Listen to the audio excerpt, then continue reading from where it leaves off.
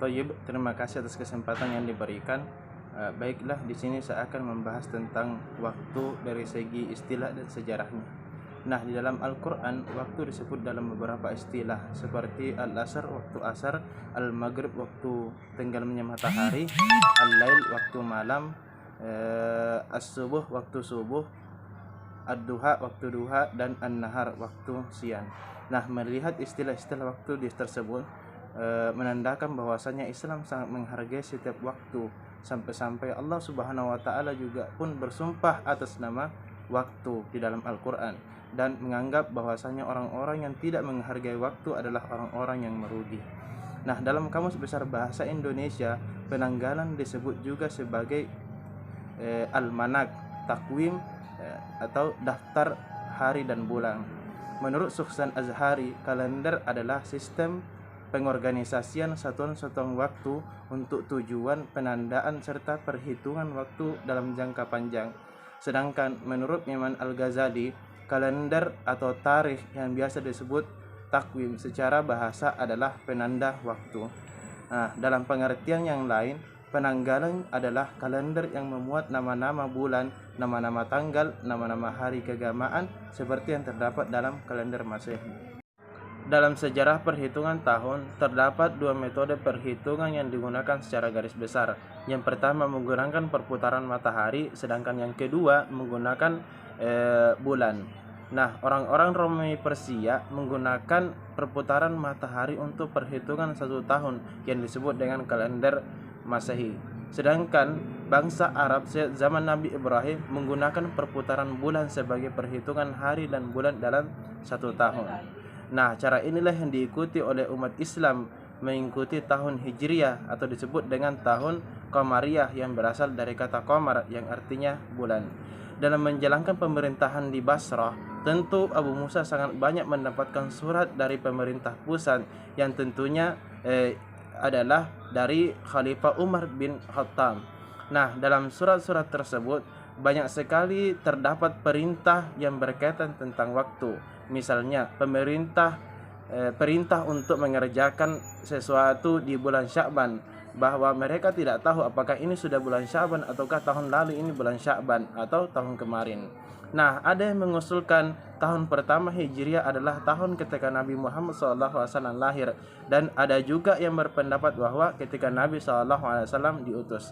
Nah, akhirnya setelah melalui proses perdebatan yang panjang, diterimalah usulan dari Ali bin Abi Thalib radhiyallahu anhu. Ya, tahun pertama Hijriah adalah tahun ketika Nabi Muhammad SAW berhijrah ke Madinah. Nah, ada juga yang berpendapat bahwa hal tersebut dikarenakan sebelumnya adalah bulan Zulhijjah atau bulan haji. Baiklah, selanjutnya akan dilanjutkan oleh teman saya. Bismillah, baiklah saya akan melanjutkan. Yang ketiga itu metode penentuan awal bulan kalender Hijriah. Yang pertama itu adalah ruqyat. Secara terminologi, ruqyat artinya melihat bulan baru pada hari ke-29 pada bulan Qamariyah. Bulan Qamariyah sendiri itu artinya adalah suatu kalender yang berkaitan dengan ibadah umat Islam dalam satu bulan tertentu, yaitu puasa, lebaran, dan haji.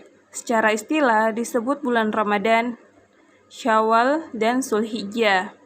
Dan ini dianut oleh sebagian umat Islam, yaitu Nahdlatul Ulama, biasa disebut juga mazhab Ruqyah.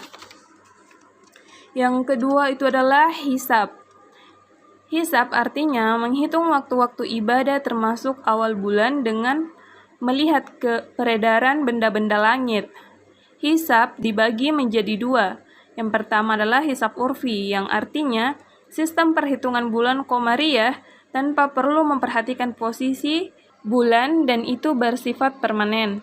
Yang kedua adalah hisab hakiki, artinya penentuan awal bulan Qamariyah dengan menentukan bulan saat matahari terbenam. Hisab hakiki ini terbagi menjadi tiga lagi, yakni hisab hakiki takribi, yaitu metode ini menggunakan data bulan dan matahari berdasarkan tabel Uluk-Bik. Hisab ini dilakukan dengan cara penambahan, pengurangan, perkalian, dan pembagian tanpa menggunakan ilmu segitiga bola. Yang kedua adalah hisab hakiki tahkiki. Metode ini menggunakan atau menghitung atau menentukan orbit matahari, bulan, dan titik simbol orbit bulan dan matahari elekpatika, yang artinya sistem ini relatif rumit daripada metode hisab hakiki takribi. Yang ketiga adalah hisab hakiki kontemporer. Metode ini menggunakan hasil penelitian akhir dan menggunakan matematika yang dikembangkan. Metode ini hampir sama dengan hisab hakiki tahkiki, namun ini menggunakan rumus-rumus yang sederhana dan untuk menghitungnya menggunakan kalkulator atau personal komputer. Selanjutnya dilanjutkan oleh temannya saya. Bismillah, saya akan melanjutkan pemaparan dari materi-materi yang telah dipaparkan oleh teman saya sebelumnya. Nah, di sini saya akan membahas tentang peranata arah. Jadi, arah menurut Kamus Besar Bahasa Indonesia itu berarti maksud atau tujuan. Kemudian berbicara tentang arah, maka dia erat kaitannya dengan arah mata angin.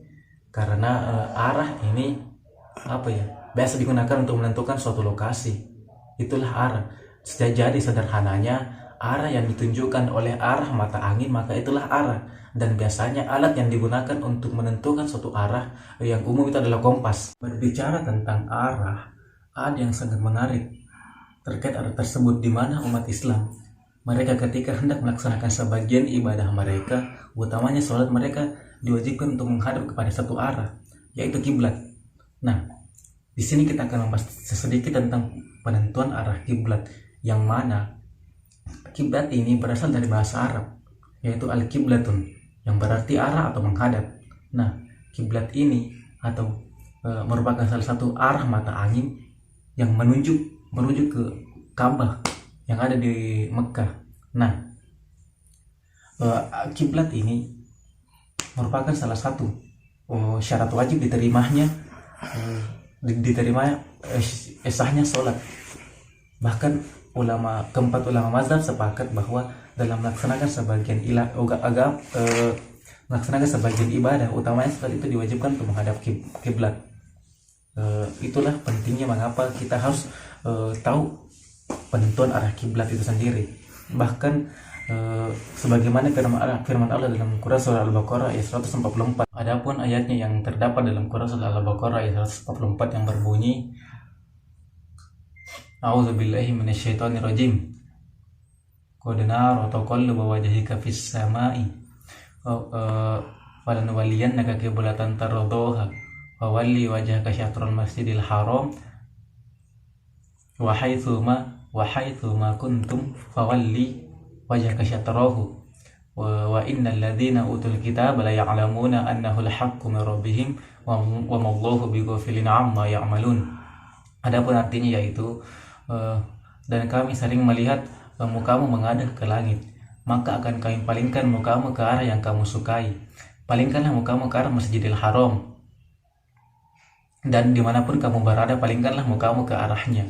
Sesungguhnya orang Yahudi dan Nasrani yang kami berikan Alkitab, yaitu Injil dan Taurat, mereka mengetahui bahwasannya menghadap ke arah kiblat itu adalah benar dari Tuhannya, benar dari Tuhannya, dan kami mengetahui apa yang mereka kerjakan. Quran surah Al-Baqarah 144. Nah, dewasa ini ataupun di sekarang ini tentu dalam menentukan arah kiblat itu sudah ada banyak cara atau metode yang digunakan. Di antara itu dengan cara manual maupun dengan cara teknologi ataupun digital. Nah, dengan cara manual itu sendiri biasa kita menggunakan kompas. Nah, penggunaan kompas ini dalam menentukan arah mata angin harus diletakkan di bidang datar. Kalau misalkan digunakan secara bentuk seperti ini, maka dia akan susah untuk menentukan arah. Makanya penggunaannya yang secara manual itu mesti dilakukan dengan cara bidang datar. Kemudian yang kedua itu dengan menggunakan teknologi atau digital. Nah, penggunaan teknologi atau digital ini terbilang lebih akurat. Karena kenapa? Karena dia menggunakan bantuan GPS atau satelit-satelit yang ada di luar angkasa dalam menentukan suatu arah. Nah, itulah kenapa sebagian orang berpendapat bahwa menggunakan alat GPS itu atau alat digital itu lebih relatif lebih akurat penggunaannya. Mungkin cukup sekian dari kami, lebih dan kurangnya mohon dimaafkan. Syukran. Assalamualaikum warahmatullahi wabarakatuh.